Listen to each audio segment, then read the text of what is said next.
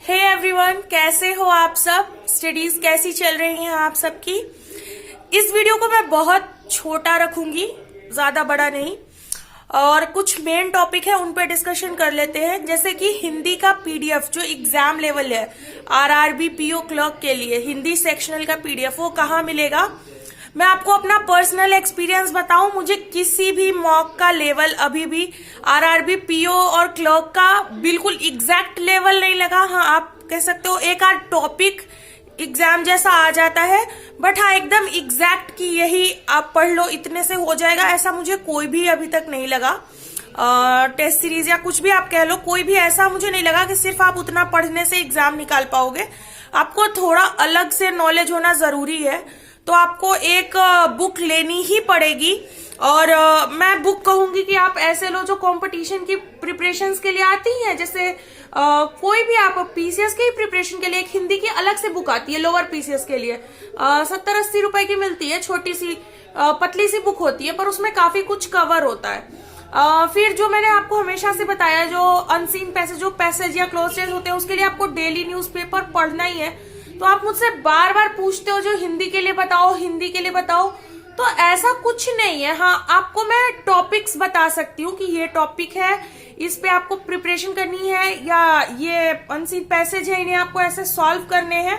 ये तरीके मैं आपको बता सकती हूँ। एग्जैक्ट पीडीएफ मुझे नहीं लगता कि कहीं पे उतना लेवल का मिल पाता है, वैसा अच्छा लेवल। क्योंकि देखो एक चीज है, एग्जाम में कुछ भी फिक्स नहीं है। कभी लो लेवल का हिंदी का सेक्शन आ सकता है, अभी तो चलो मॉडरेट आ रहा है, पहले काफी ही लो आता था लेवल। लोग मतलब मान के चलते थे कि हिंदी में तो हम 30-35 ले ही आएंगे, अभी नहीं आ रहा ये। तो ये चीजें हैं। दूसरी तरफ जो जीए का सेक्शन है, वो उसमें बहुत ही ज्यादा ड्रास्टिक चेंजेस, बहुत ड्रास्टिकली चेंज हुआ है जो हमारा जीए का सेक्शन है। अभी जीए में सिर्फ करंट अफेयर्स नहीं है, इकोनॉमिकल टर्म्स हो गए, जो भी फाइनेंशियल टर्म्स हैं। सिर्फ अब अवेयरनेस नहीं आ रही कि करंट अफेयर्स आ गए या फिर कोई जनरल अवेयरनेस से क्वेश्चन आ गए, सिर्फ ऐसा नहीं है। जो इकोनॉमिकल टर्म्स हैं, बैंकिंग टर्म्स हैं, या जो फाइनेंशियल जो भी चीजें हैं, वो भी अब ज्यादा पूछ रहा है। तो आपको उस बारे में भी अपनी जानकारी बढ़ानी है धीरे धीरे।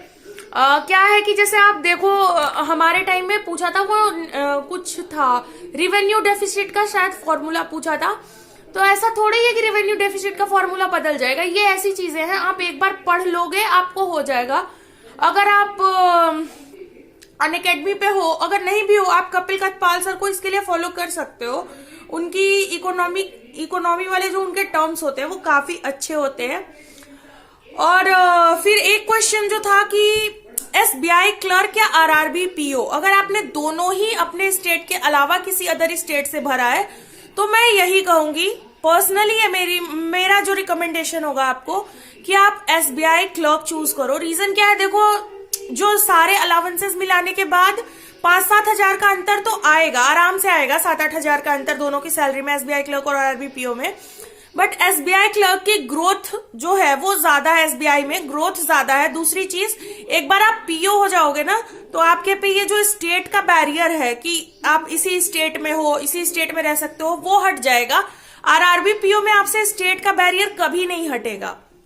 समझ रहे हो आप मेरी बात को। आप अनटिल अनलेस आप बहुत किसी हायर रैंक पे चले जाओ, जो कि एक मतलब ऐसा नहीं है कि वैसा हो, है ना।